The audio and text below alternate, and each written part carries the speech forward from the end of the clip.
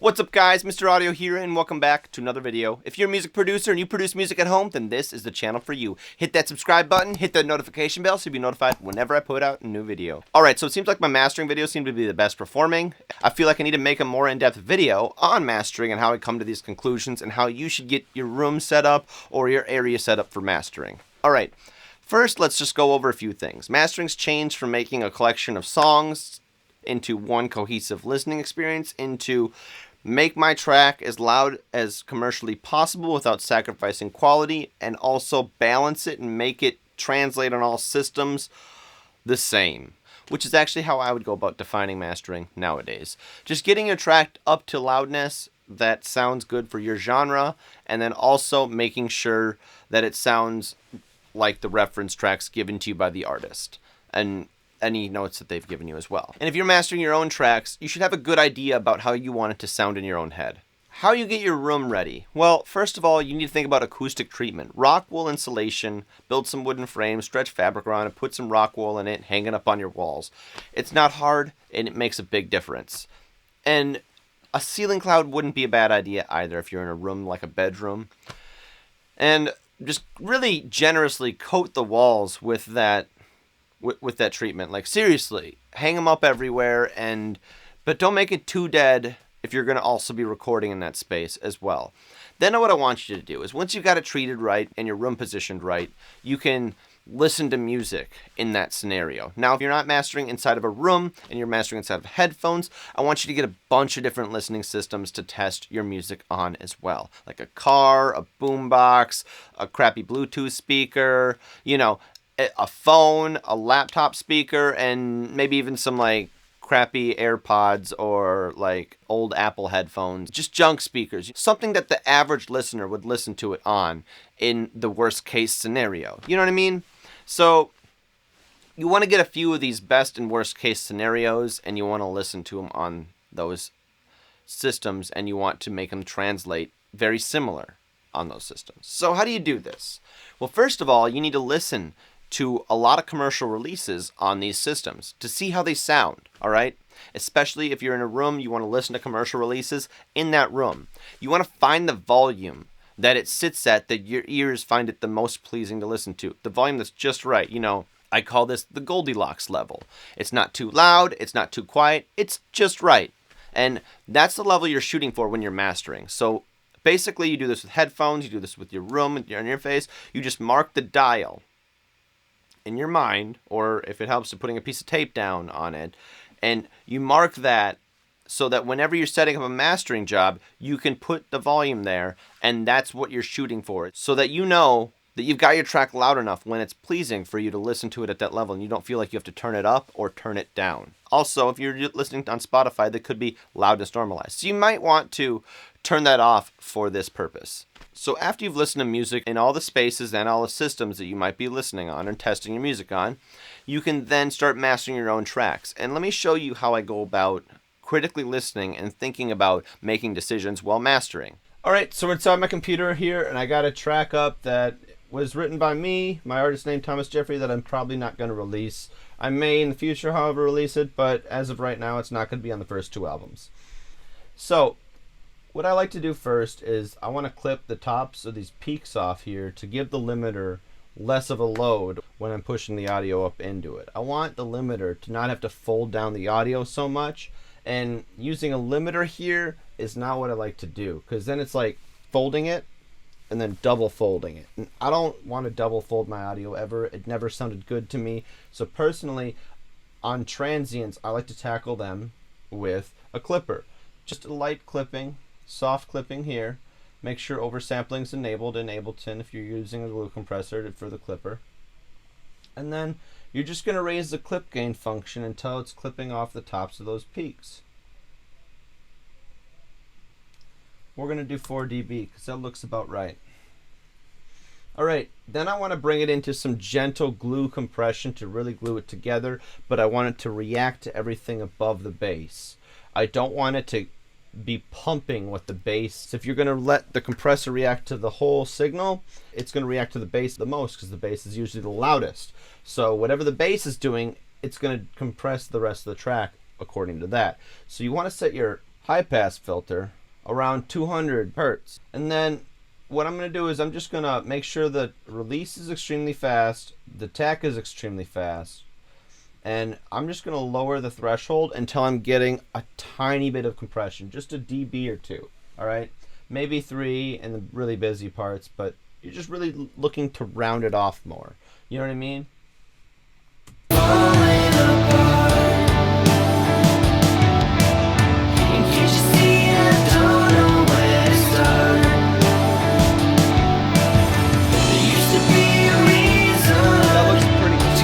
All right, that looks pretty good.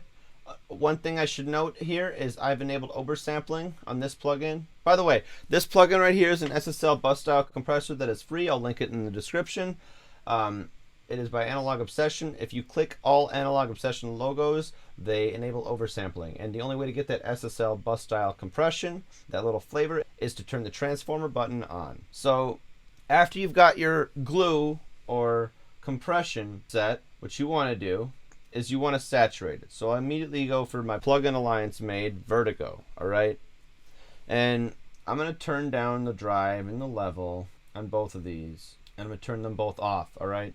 And then we are going to explore the saturations on this. Track has never sounded good in any scenario to me, so I just never use it. Full means you're saturating the entire track with either third harmonic or second harmonic, and they both sound good. Second harmonic's going to add more grit and bite, so it's good to bring out parts of the track that you want to bring to the forefront. Now, third harmonic's going to add thickness to it, and you can choose which part of the tracks you want to add those features to. So let's look at the second harmonic first.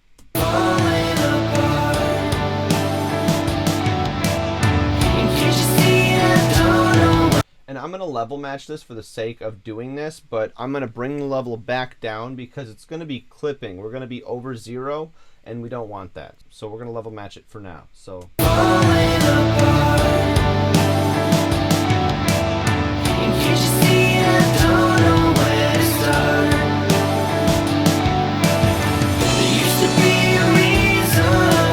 all right, that sounds good. It's level matched, and now let's listen for this. So this is the full track. All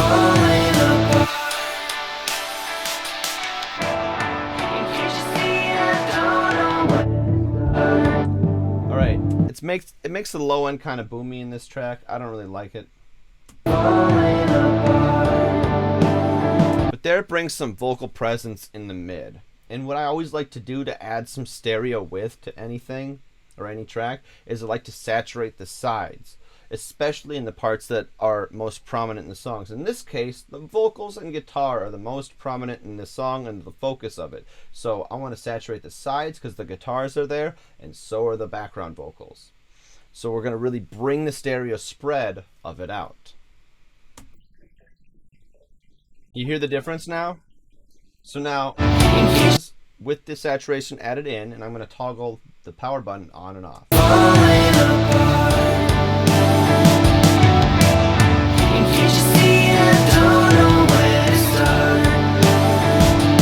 See how it adds that grit and width to it? Now we're going to focus on this one right here. So I'm going to shut this one off. We're going to turn this one on, and we're going to turn this over here.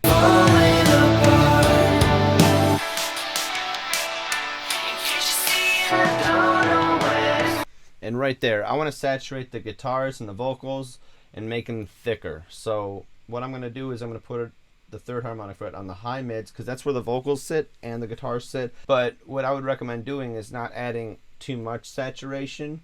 I would add it selectively in small amounts and over time using more different saturations. Like there's another exciter in Ozone that we're probably going to use for this song too. And I'll go over that as well. But let's just listen to what this one sounds like now.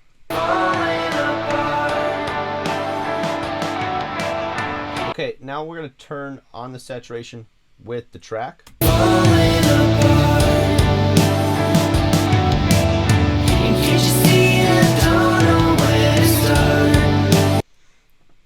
See, it adds that thickness to it. And now I'm going to make sure that this is on as well too. So now let's listen to both of the saturations together with the mix, and then I'm going to toggle it on and off. On.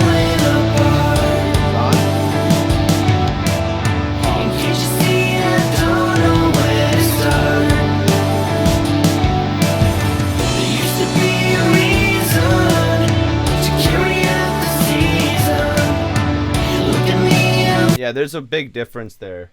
We're going to bring this back to 0. So this is Ozone 9 Advanced, and I started out with Ozone 9 Elements, and they both have a master assist. Now, this master assist is good for a few things. It's going to EQ it to what it thinks your track needs to be commercially acceptable and tonally balanced, and I always end up changing the EQ quite a bit. And what I'm looking for here, what this does is it finds resonant frequencies that are going to interfere with the transparency of the final limiter. And this is going to help getting your track louder. So I'm going to allow the AI to do its trick and find those resonant frequencies, because it's going to improve your workflow, and it probably will find more specific ones than you could find yourself. So find a really busy part of the track. We're going to choose right here. And we're going to go high because there's a lot going on, and we're going to set it for streaming. This just sets the level of the ceiling to -1 dB, and this will master it based on your reference tracks. I would always go with manual and use high intensity, medium intensity, or low intensity, and go with either modern or vintage feel. Now, I don't experiment with vintage too much. I do use some of their modules, but I always go with the modern setting. If you're looking to do modern music, modern's probably what you're going to be aiming for. So let's click next and then hit the track.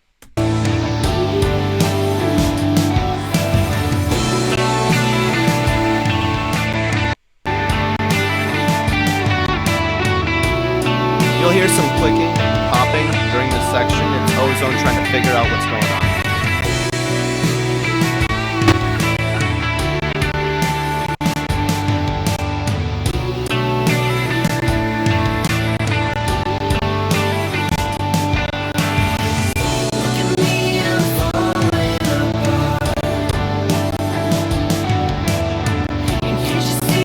Once you have Ozone detect the resonant frequencies, you can then go in here and look at the stuff that it did. And if you've got a pretty balanced mix, your EQ should look pretty much like this. You know, not much going on. All right. Now, what I like to do is like to bring in my exciter first. And I'm going to quickly enable oversampling, and I'm going to split up the bands, the bass area, sibilance area, and then your mid-range here. So we're going to find 3 different types of saturation that fit this song. All right, so first of all, let's start a busy part here.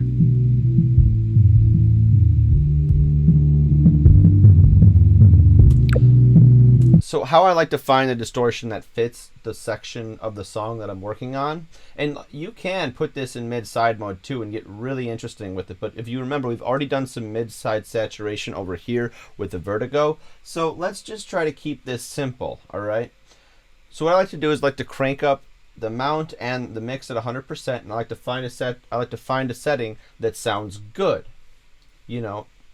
And then, I mean, it's not all going to sound good, but the setting that sounds the best, heavily distorted. Then after that, I can go about, let's try out triode first.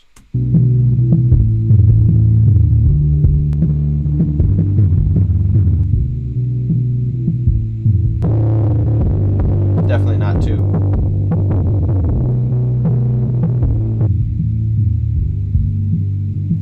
See, with warm and analog, I almost don't hear anything, and I've got it almost all the way up. So I'm going to go with triode here.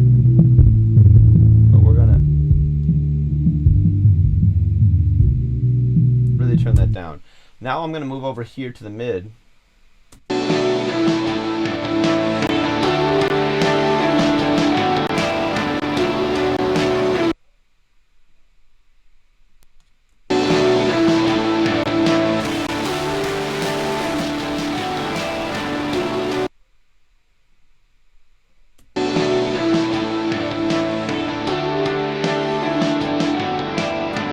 I like analog for this setting, and then we're going to go with retro for the high, because I really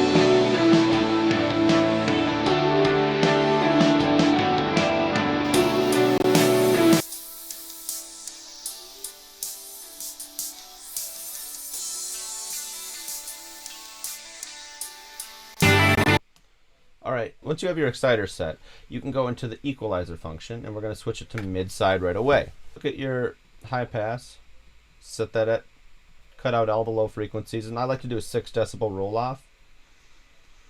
And then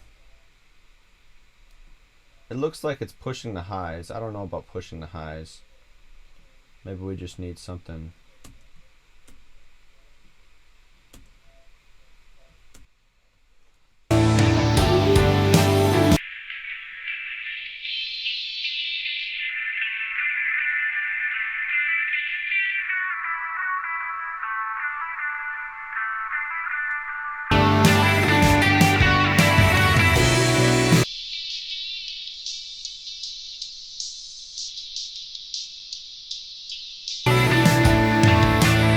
So what I did there was I boosted the guitar and the snare, and we're gonna go back to some vocals here.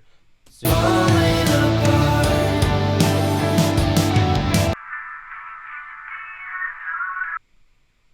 Okay, now I'm gonna find a part where the vocals need to be boosted too.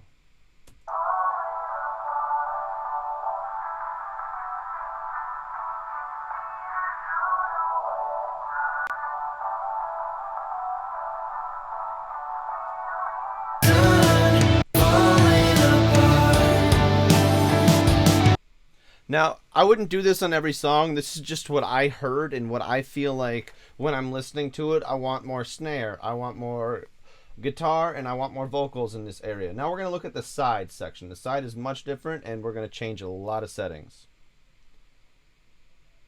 Bring this up.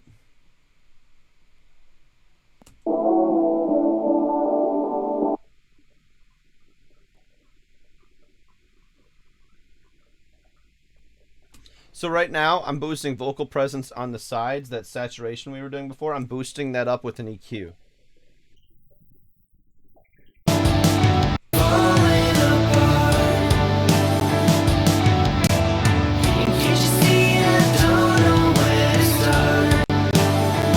And I'm also boosting a lot of other things too.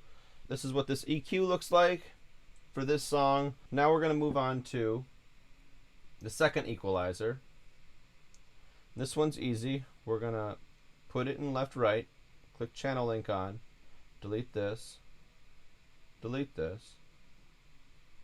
that both our left and right are the same. Now with these two, we're going to cut some mud and we're going to boost some presence.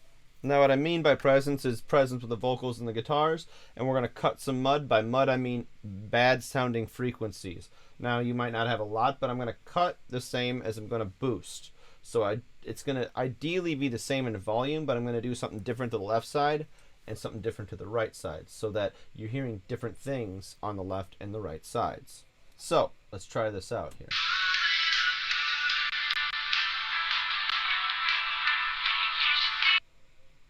I like that right there. Alright, now we're going to go over here.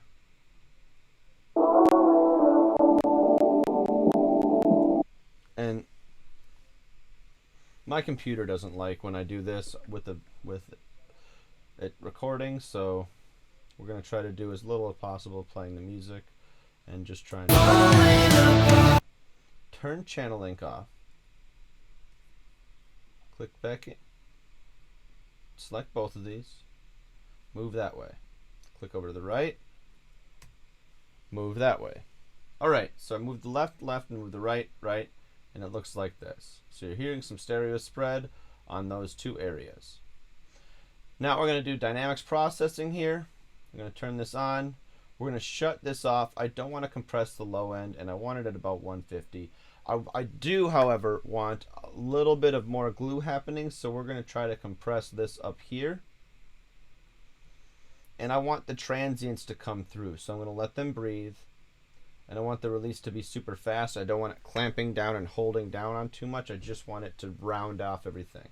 And I'm going to set the parallel at about 40 because I want the transients to still come through. I still want that punch of the original mix, but I also still want to glue it together and make it more cohesive, so to speak.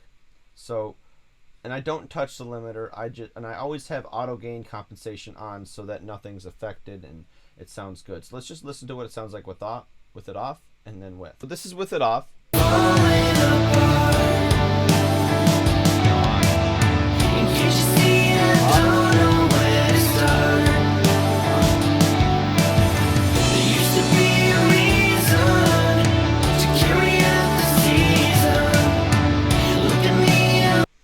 Alright, I like that, but I do, after compressing something, I want to boost this snare frequency here.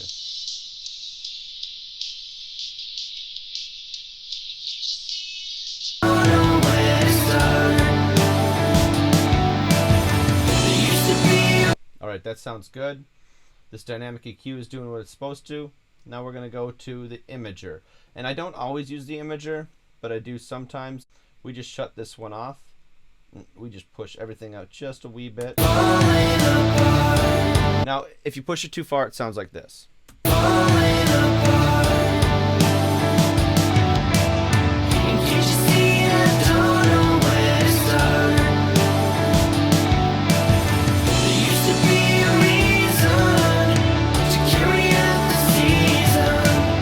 Alright, it kind of brings everything forward, and then basically you're done except for the maximizer, which essentially is Isotope's version of a limiter. And it's got it on the modern setting, and you can mess around with these settings. These are all good to mess around with and try out to see what you like. Now, I'm going to enable True Peak always. It's the best chance of you not having any ISPs happening, or what's known as intersample peaks. And I'm going to lower the threshold till I see a good heavy amount of compression, and usually these settings are pretty right. Now if you want more transient emphasis, you can turn this on and boost the transient information. I'm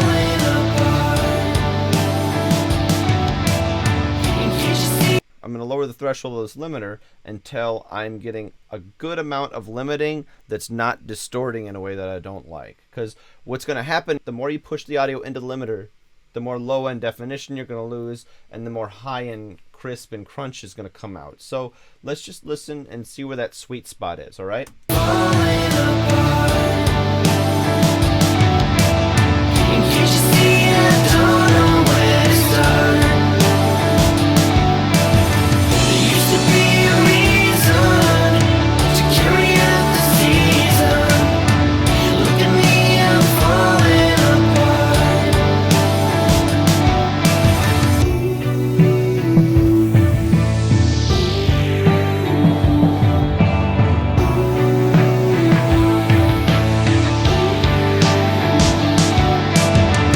And for rock songs, I've had some problems even after I've exported where I've had some intersample peaks cross the 0 threshold.